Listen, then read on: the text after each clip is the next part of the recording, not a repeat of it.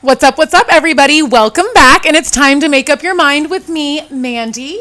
And today's guest is Dingo. He is best known for snowboarding. He's also part of the Monster Fam, and I'm very excited to have him here. All right, Dingo, so we made it happen. You're here. How are you feeling today? I'm great. As he takes a drink of water, he's feeling thirsty. I walked in here, and I was like, first thing I said, my voice broke, and I was like, fuck, no. Just lost my voice. I love it. How are you feeling today? I'm great. Yeah? I'm great. You good? How you doing? I'm doing good. So I just want to give a little backstory on how you and I met. Yep. And then we're going to jump right into it. We met on a yacht. We did. We met on a yacht for Monster Energy Juice. Yep. It was like Aussie Lemonade. Yeah, a couple weeks ago. It was a couple weeks ago. Yeah. It was Time flies. Yeah. It could have been a couple months ago. I think it was like a month for sure. Okay. For sure a month ago. Okay. But yeah, so it was their like release party for their juice, and I liked his vibe, and I went up, we introduced each other, and I was like, you know what? I really like him. I want to get him on the show. So I appreciate you for being here. I appreciate you. I appreciate your vibe. Yeah. We kind of vibe out. We do. Yeah. What's your sign? Capricorn. Okay. Imagine if I was like, I don't know. I love Capricorn. Do you know some guys, like, I feel like that's a girl thing. Yeah. You know, girls are really into zodiacs and stuff. Yeah, girls really are. But I like Capricorns. I vibe with Caps. Okay, what are you? I'm a Leo. Okay, my mom's a Leo. Wow. Yeah. You guys get what you want. Yeah. Always. Always.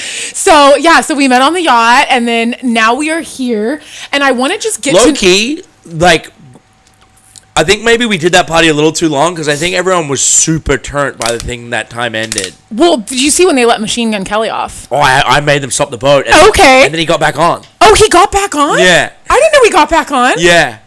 Oh, what a trip. Well, yeah, Machine Gun Kelly was there. Everybody was like, whoa, I had no idea he was going to be there. It was like a last minute thing for me. I go to support Rob. Yeah. Rob Ryan is my friend, so I support him. Yeah, cool. And all that. But so we're here now. Yeah. So you are most known for obviously being part of like the Monster Fam, but you also snowboard. Yeah. So can you talk a little bit about that? Snowboarding's basically what got me here. Okay. I was junior national champion in Australia, like 11 or 12. Wow. My older brother grew up, he was a skier, my dad was into it, so I kind of grew up around the mountains.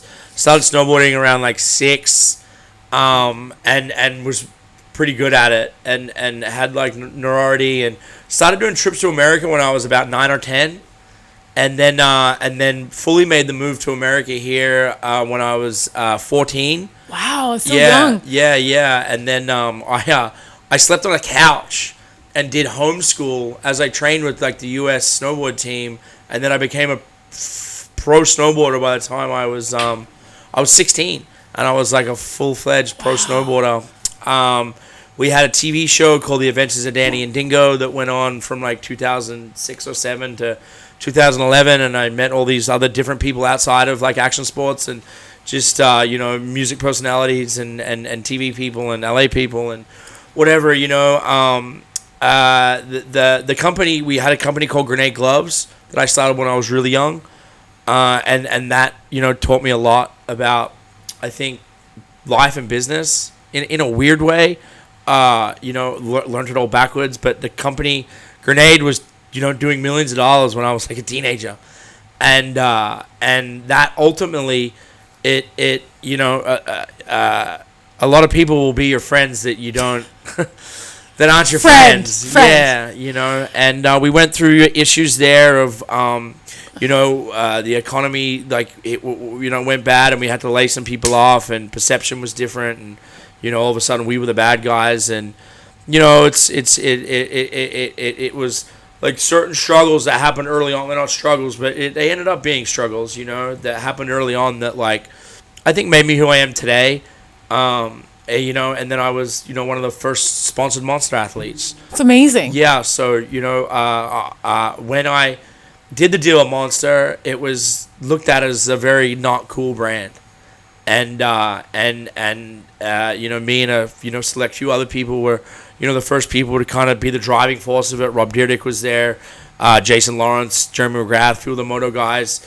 And, but on the core side, we were like, the first ones, myself, Rob Dyrdek, Danny Cass, to, put this logo on and trying to, like, somewhat changed the perception of it. I also don't think we knew back then that it was going to be one of the fastest growing stock companies of all time, and be one of the biggest drink companies of all time. You know, like we're a direct competitor with Red Bull, and you know, it's. Thank you, LA. Thank you, LA. Bloopers. Thank you, So LA. I can tell you something even funnier. But it's so in my old office here in LA, built the podcast room out, beautiful room, everything. It was connected to the fucking trash chute. So you'll be interviewing. I was interviewing Prince Jackson. Literally, and he's in the full moment about his dad and growing up with Michael. No. And fucking the trash chute's touched. That was Michael saying what's up. So anyway, Okay, LA, what up? Okay. So we're talking about the branding of Monster. Going back, yeah. So the branding, it was just crazy to be a part of something that was. I don't think any of us knew that it was going to become as big as it did, or has. And not only that, it's looked at as like a cool brand now. It's the complete opposite of what it was when we started it. Because I think you guys rebranded it. Yeah, like you know, athletes. Yeah, you know, and the CEO and the CFO, Rodney Sachs and Hilton Skolsberg, the founders, you know, they're still at the helm there, and they really let us do that. You know, they want us, they let us treat it like it's our own company, which is. So they really believed in y'all. Yeah, and I don't think any other corporate company in the world's ever done that. You know, so it's the complete opposite of how any, you know, big organizations are usually run or branded, but it's worked out, you know, and I think that's important. I think like so. to treat it like a family. I think that's what makes things a little bit more that's successful. it, right? You know, like, you know, I know most of the salespeople, you know, I know most of the people that do, you know, the smaller jobs there, and I think that's important to like give those people credibility. Absolutely. You know, it's you've got to be able to. You know, working on the marketing side, you know, even your lifestyle, you understand it. Like getting on a yacht and throwing a party is easy and fun, you know, and it's easy to spend money, but you've got to make the money to be able to spend it. So, like, you know, I've always been very appreciative of our sales team and the people that get us to where we got to get to, and everything that happens, like, kind of behind scenes. You know, and that even goes back to, you know, just when I was younger and having to deal with all these struggles as, like, a kid. You know, I like had this like miraculous life and basically lived in Disneyland. But with that, you know, I didn't have skill sets that, you know, I think most people have. And that's just even like day-to-day stuff. Like, you know, like being on a regular school schedule or, you know, like you like learning how to like deal with money or people. And these are all skill sets I just didn't have. And I think ultimately, you know, like when I fell depressed, it was like I had a TV show, I had a clothing company, a very successful clothing company. I think there was like 60 or something people that worked on Grenade, you know, and we were sold into like 32 different countries, and a lot of people were dependent. It's a lot of pressure. It's a lot of pressure on a kid. Yeah, and you know, everybody deals with struggles differently.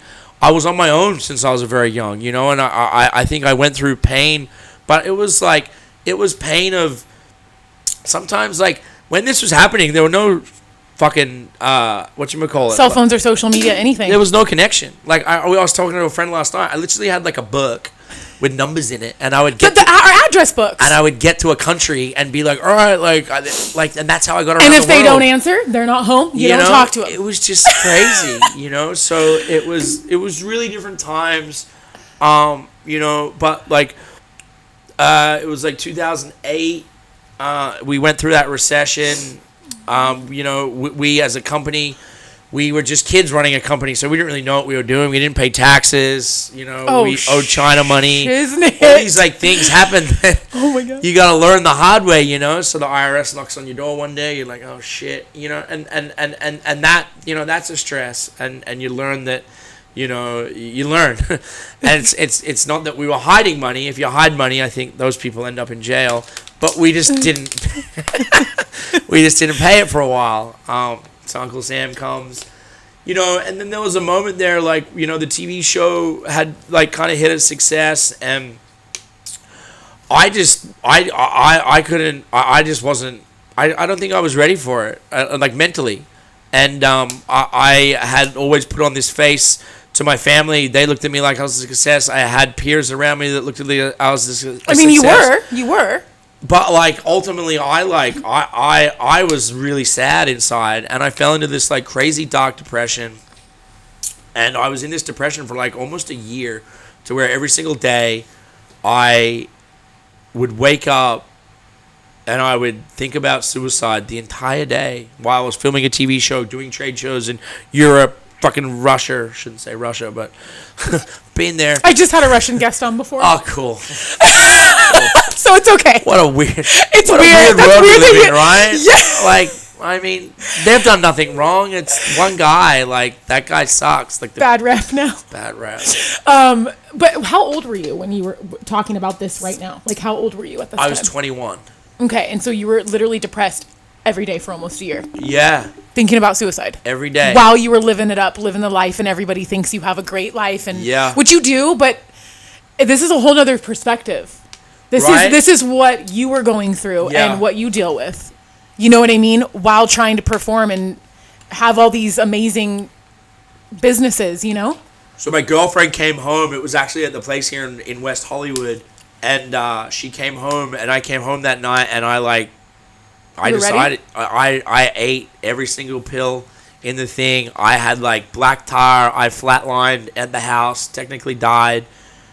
Took me to the hospital, woke up, and then like that's like, you know, the buildup of what you go through as a depressed human.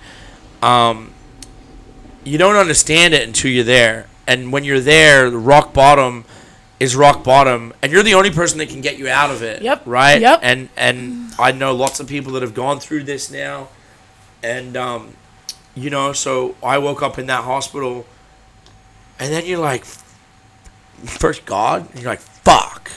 That's like the moment of like, oh, I gotta like, now everybody knows. Now I gotta tell my family. Now I gotta do this. So then there's this embarrassment that comes out of like trying to commit suicide. And, like, the road out of it is just as long, you know? So you got, like, a road in. And mind you, like, as a kid, I was never depressed. Depressed, like, it never happened until these pressures and struggles and all these things weighed up. And to be honest, I just should have asked for help. That's all I needed to do, but I didn't know who to ask, you know? And you didn't feel like you could talk to anybody around you? Why do you think you felt like that? I didn't mean to call you dude, Mandy. It's okay. It's okay. I say dude all the time. Okay, dude. Okay, dude. All right, bro. You're my bro. You're my bro. You know, like, I even got sent to, like, a couple therapists, and I just played them. It was crazy, you know? And I don't know. I just, fucking really gnarly. And that road out was really gnarly, and I fixed myself. And I knew what I went through, and I knew I didn't want to go back there. And so I started making that road to recovery. Talking about it helped. Talking about it's probably the best thing. You know, like I met a guy named Mike Smith, who we ended up then starting Find Your Grind with my partner Nick and Natasha Gross. And I started, Ryan Sheckler's mom introduced me to this guy. And she said, I think you should, I want you to meet this guy. He's a motivational speaker, blah, blah, blah. I'm like, oh, yeah, who cares? You know, whatever. Mm-hmm. Anyway, I go and see him speak at a school in, I think it was Huntington Beach. And I watched this guy, my age guy, turn a basketball arena full of 11th and 12th graders. He made the uncool kids cool and the cool kids uncool. And I was just blown away. So I got on a plane. I flew to Nebraska to where he lived. And he had his nonprofit out of there. And I said, I don't know, you know, what you're doing, but I want to learn. And I started going high school to high school, and I started telling my story to kids. And the first room, I told the story of what I went through with suicide and the pain and everything. You know, because at the time when that had happened, like, I was on my own show, Danny and Dingo. I was on Ridiculousness. I was on Rob Big. I was like, the world, I could walk into a high school and kids knew who I was.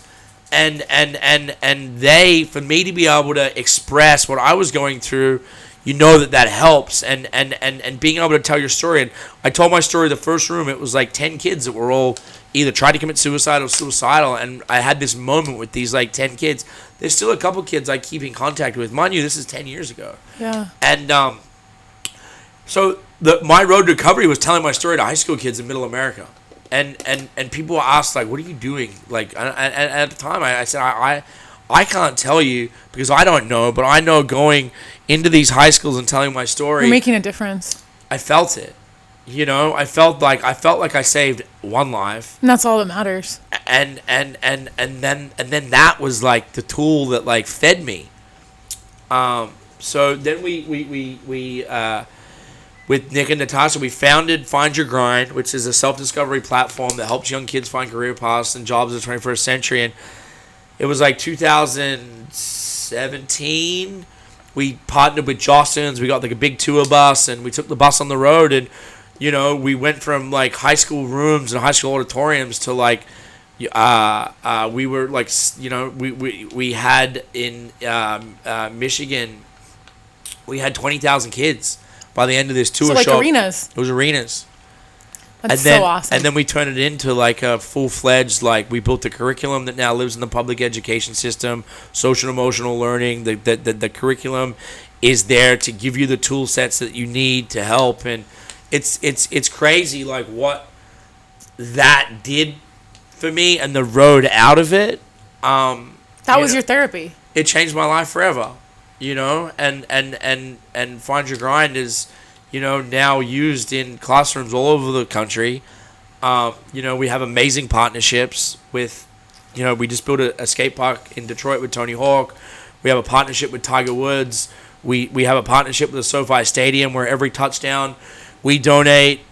NFL matches it. At the end of this last season, we rebuilt a bunch of the football fields for the high schools around SoFi, which is in Inglewood. So that's so cool. It's all these things that ultimately, you know, it's like you gotta. I hit rock bottom, and then my road out was like the best road that could have ever happened, and it changed my life forever, and it changed who I was. It changed who I am as a person. It changed the way I look at the world. It changed the way I look at everything. And you're changing lives. Yeah, and that's the most important thing.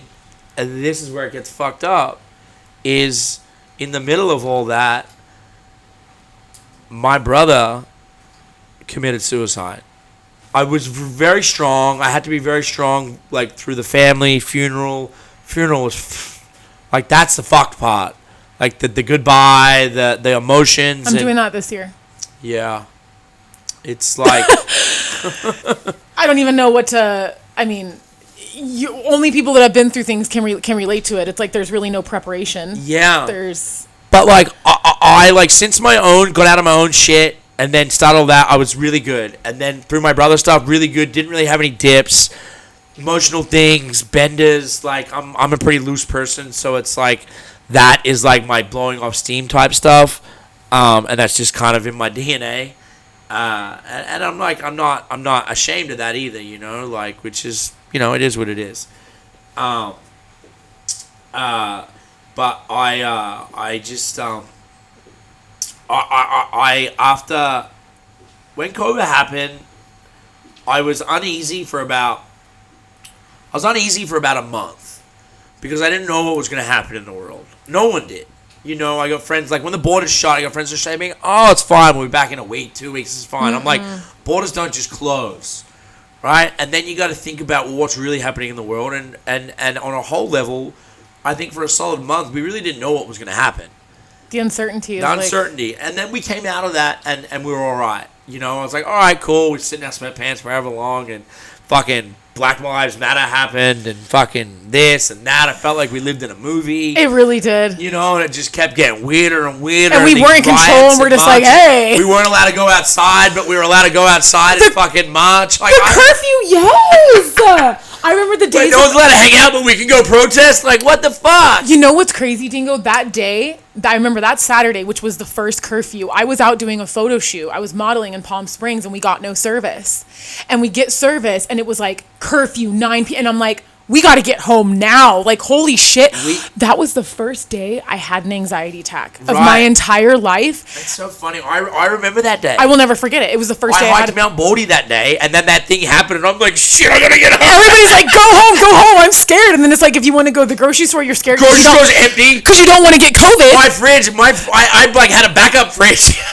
So crazy. You know, like toilet paper's out. Like, it was just such a, it was literally like a movie, it's a right? fucking Twilight Zone. Right? And then we got through that, and then we got into the second year of it, and then I was just confused. And that was the first like time. Mask, no mask? Like, that was the first time again I got confused in my head, and I was like, I got a little fucking... So what were you thinking at that time? Again. Suicide. Again? Yeah. After all that time? Yeah. And it went away pretty quick, but it came back. Yeah. Yeah.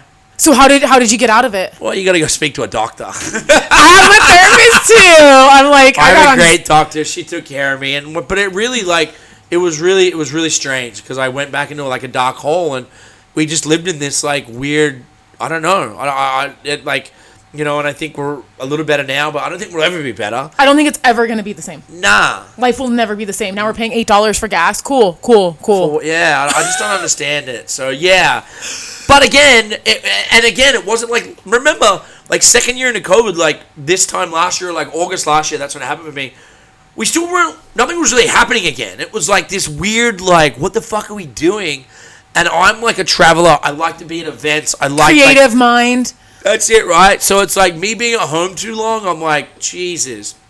And at that point too, I didn't go home to Australia for like a year and a half because where I lived, you had to quarantine for 2 weeks to get in, and then I wouldn't have been able to get out. Oh my God, share with me some of that. So you had some family. You obviously have family over there. How crazy was it? So like they couldn't even walk out their door. You had an hour outside a day for 16 months. No schools open, no jobs, no nothing, and they built a police barricade around the city, and you weren't allowed to leave the city. So people in the country and stuff like were fine, but the people in the city, they're fucked. And when I went home, I noticed it. Full pizza, like they're all a little cooked, like. They got shut inside. Like, yeah, we had it here, but remember it was like... No, it was nothing like Australia. Nah, they were in prison for like 16 months. Allowed outside. You weren't even allowed to go to the ocean. You weren't allowed to get in the ocean. Isn't that fucked? I just think it's crazy that like you can't even walk outside your house. Like they're telling you no. Like, so what do people do all day? How are they making their money? How are they surviving? A lot of people weren't. You know, like they had like doll for some people, but business owners are the ones that got fucked. Because their businesses all had to close. Restaurants had to close. Like, you know, like it was really, really, really strange. But in all that, real estate. So did you have to be like really supportive for some of your friends and family going through that? Yeah. How was that? Gnarly. Like having to be supportive for them? I had to talk to my dad, my grown man, like, hey, you're going to have to go do this. And like, it was like, it was really strange, you know, and because my dad lived in China for a long time. Oh my God. My dad lived in China for like 20 years, so he got forced out of there. He came home to get a visa, so his home is in China. He'll never go back to it. These are triggering words: Russia, China, right? Like,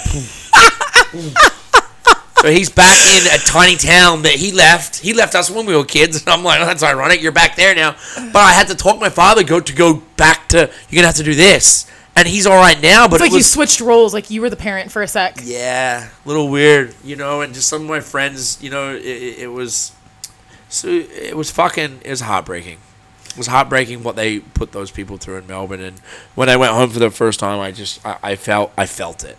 My friend Peter Adderton that owns Boost Mobile, super intelligent guy. He was like, it's gonna be weird when you get back there. And I'm like, shut up, dude. Like whatever. And he goes, no, I'm just warning you. That it's they're little, and I got home and I was like, I was like, get me out of here. Everybody's wacky. They're wacky. I feel so bad because it's like it's not their fault and there's nothing we could do. No, it's not. It's not. How was it? Okay, so let's rewind a little bit. How was it like living in Australia and then having that much pressure and all of these things you have to tend to and being a professional snowboarder being a kid? And then I'm sure you were traveling like crazy. How was it then to transition to the United States? How was that? Transition as a kid? Yeah, to the United States. It was awesome, like, because I was a kid at the time. So when that all happened, it's like, you're living your dream. What 14-year-old kid that loves snowboarding more than anything gets told he gets to snowboard every day. Like that was all a dream. Like that was Like I still don't even know how that happened. I look at 14-year-old kids today and I'm like, I don't know how I survived, but I did. That's amazing. Okay, so what do you have going on now? Like what's going on now for you? Anything? You know, we so with Monster we just bought Canarchy, which is a beer distribution. Dale's Pale Ale. I'm really excited to like dive into the alcohol distribution side of things. Obviously we're extremely good at selling energy drinks, so it's going to be fun to like dive into some alcohol. And you combining it, or is it still going to be separate? It's going to be entities? separate, but it's owned under us. I was like, how is a energy drink with alcohol? It's not. Well, try and do a little one of that, but okay. It won't be under Monster Energy, but it's under our distribution, so That's we exciting. own it, and we're gonna and it won't be Monster labeled alcohol. It'll be, there'll be different names, and we'll maybe buy some other smaller brands and start our own, and just something new, and I'm excited for that. Find Your Grind. I'm super excited for our new curriculum that is out in schools now, and that's just findyourgrind.com. But it's it's a super awesome platform. We got an amazing team there, and I just excited to keep pushing that forward, and those accomplishments keep going. So that's that's kind of it. I'm pretty busy. I'm on the road with Machine Gun Kelly starts his tour next week, so I'm on the road with him for a little bit, which is exciting. He's got his new documentary coming out. We do the premiere in New York. And, it's just cool. It's just cool to see your friends succeed. And Absolutely. then we got X Games coming up in July.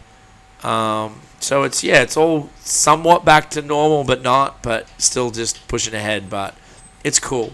That's amazing. I feel like we're super blessed to be in entertainment, but I feel like you said, like some of us that are so out there and want to like be constantly doing things, it's because we're like trying to fight the dark. Do you know what I mean? You ever follow Jim Carrey's story at all? I love Jim Carrey. Yeah. Like, absolutely love Jim Carrey. Yeah. And you know what's crazy is I'm a light, you're a light. My brother, any room he ever walked into, I was like nothing. He was like this. Even brighter. But just dark. And it was like, and he was very open about his darkness.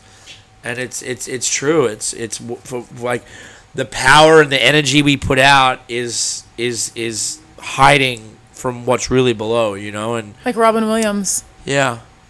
Like the funniest people are the ones that are like struggling the most. Yeah. Shoot, I just totally lost my train of thought. But like what I wanted to say was so important. Go ahead. I channel that. Like I utilize that to be, wherever I am, whatever we're doing, I want people to have fun, and I channel that. And it's almost like a button. I've learned how to use it, and I know there's something there, and I know how to use it, and it's not something you get taught. It's just something you're born with. Yes. Okay, I remembered. So, like we're out in events and stuff like that, right? We're around a bunch of people. We're taking pictures. We're like, hey, meeting people, networking, what have you. Do you get depressed when you go home? Because I do. So I get depressed when I go home. Yeah. Like I need to be like either feeding energy or be around it. Yeah. The come down's real. I deal with it a lot, and I'm like, oh my God, like, and it's like I get overwhelmed, and then I get like really upset with myself because I'm like, I feel like I'm not doing enough. Yeah. But I'm like, I just came from a red fucking carpet. I just came from an event. Yeah. I am doing stuff. Yeah. But it's like when I go home, I'm like, okay, wait, like what now? Yeah. Like it's a mind trip. You're just meant to be around people. You feed off other people's energy. Where there are people that don't leave their house and they're happy with that. I'm like that too. Yeah. So I'll do those events, and then it takes me 3 days. Yes. Yeah. And then it takes me 3 days to kind of get that energy back. But I also enjoy that. Like we just did Japan and Zurich, so I literally went around the world. I did X Games in Japan, so we flew to Japan. I did Abu Dhabi, from Japan, Abu Dhabi, and then Abu Dhabi to Zurich, all in 10 days. And I got home, and I loved the 3 days where I'm like, nobody fucking talk to me. I'm smoking weed, and I'm sleeping on the couch. That's what I'm doing. That's how we recuperate. Yeah. Talk to me in 3 days. That's amazing. So I wanted to talk a little bit more about Find Your Grind. Yep. So when did you start that? What year was that? It's officially, I think officially was 2016. Okay. Yeah. Because I feel like that's so important. The kids are the future generation, so I feel like it's just so important to get mental health implemented into school systems. It's just been really cool because like you learn a lot about the education system, public education system, and just education system in general. And I think these kids, especially in Middle America, are told that like they're gonna live in this box and that they're gonna then get this job and then get this insurance and then get this house Money, and kids, and it's all kind of bullshit, And I think that.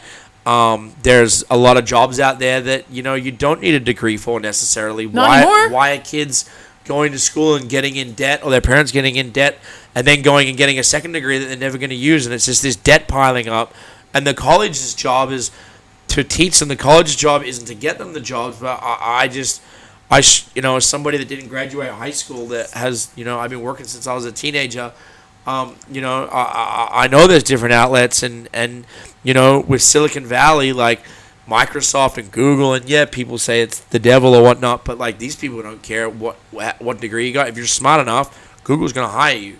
You don't need a degree to work at Google. You don't need a degree to work at Microsoft. And that's a trip. Right? Those are some of the most successful companies in the entire world. Right. So it's like we built this platform that teaches your skill sets. You do all these fun assessments, and there's amazing mentors on there. We should get you on there as a mentor. I would love that. And there's all these just different avenues and options, that necessarily you're not learning in school. And I think the gnarliest thing is that a lot of people will try and go down a path of a career that maybe they're not best suited for, and our assessments and tools will show you what skill sets you're best suited for, whether you need to get a degree, whether you should go to school. Listen, if you're going to be a lawyer or create an economy on Mars, you should go to school for 9 years.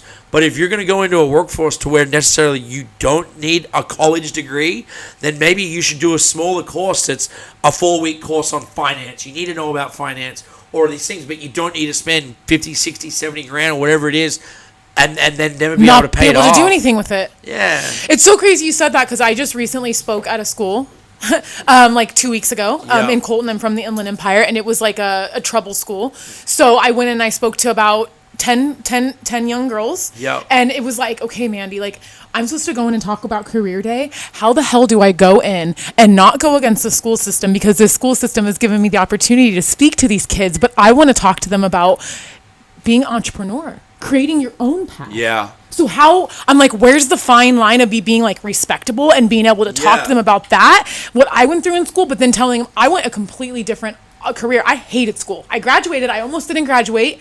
I hated school. Yeah. I just wanted to go to party to talk to people. I was lost. No, I'm not kidding. I was lost. It was like a whole social event for me. I was an athlete. My whole life I was an athlete, and I played soccer, softball, and basketball. So I played catcher. What were you best at? Soccer.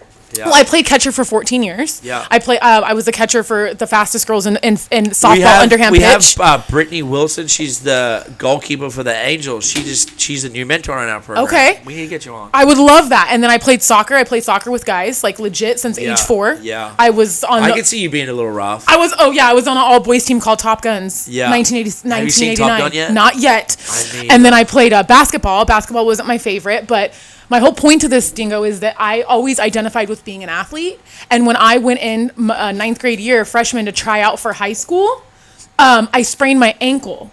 So I was the youngest of 3 girls. Both my sisters were varsity all years, everything. So when I hurt my ankle, I was like, okay, what do I do now? Like, I was always an athlete, so I didn't know what to do. And I felt like a failure. So I just started partying, started doing drugs, started drinking, all that, got completely lost until I was about 25. And then at 25, I was in community college. I was studying child psychology. I just got my ring. I dropped. You caught that. It's on camera.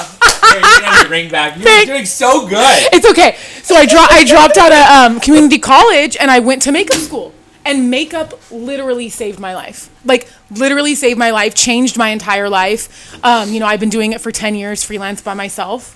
And I created my own way. Yeah. So that's what I'm saying. Like, just because you're told to go to college, or you're told to do this, or you're told to do that, like, you got to follow what you love. Yeah. Follow your passion and what you love, and everything else will follow you. Yeah.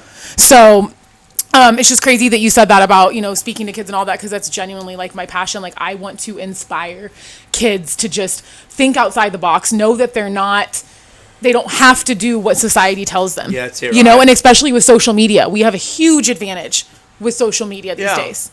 Listen, I think we're at a time now where we're gonna see like major colleges like crumble. Shut down. Yeah, I feel the same way. All the big ones are just sport businesses.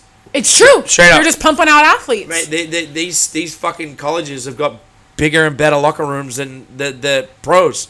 It's a bigger business than the pros. Their locker rooms are nicer than some of the schools. It's great. It's great, right? Yes, like just the locker room. Well, I really think we're gonna live in a time where we will see that kind of crumble, and I think we find your grind. We're being able to create these like tools and outlets, and it's really funny. Like some of the people like Sierra and Russell Wilson have a charter school, and it's people like that see our program and they identify with it. I love Sierra. She's awesome, and it's being able to create a program that.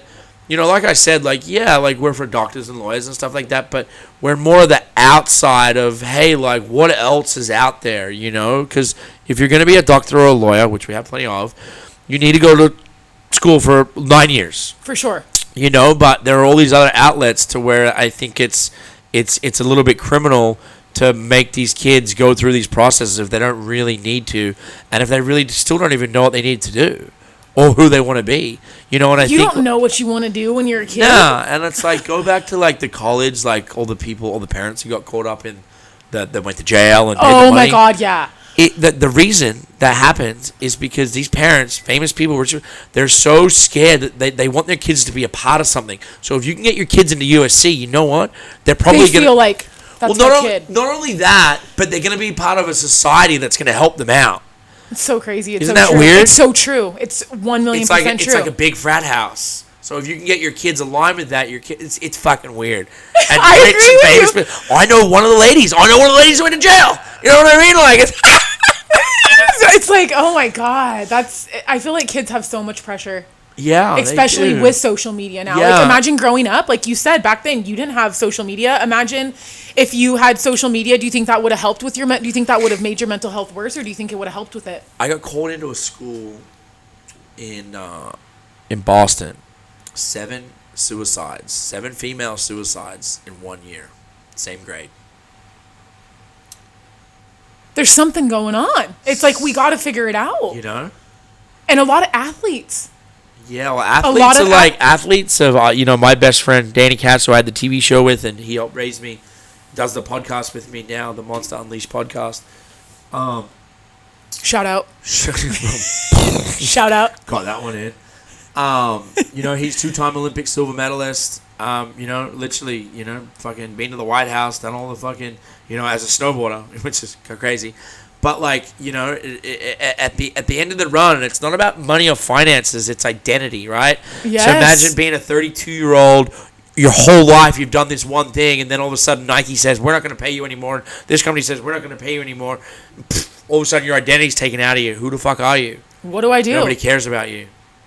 I couldn't imagine. Athletes have it the worst, and it's like I've been around that my whole life, and it's I've seen so many pain and struggles, and it's not to do with finances. It's identity. Identity's everything, and if you can't identify, then who are you? And athletes, once you're told you can't be an athlete, who are you? That's a tough one. Absolutely, especially when you put all that work physically, mentally, academically, to try to get on those teams and go to the pros. Yep.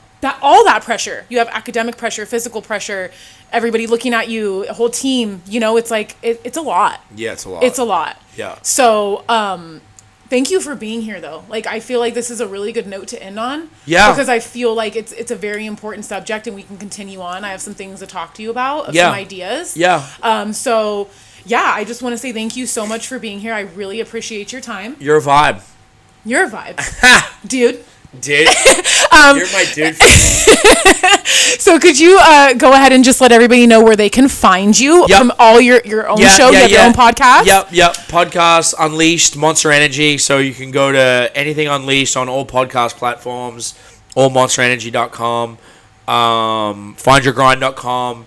That's at Find Your Grind Everything. And then, yeah, that's kind of it. My own personal stuff, the Dingo and Snow, but more go to find You gotta the follow grind. him. He's hilarious. Yeah. I love his content. You're a vibe. You are a whole vibe. Sometimes I'm up a lot.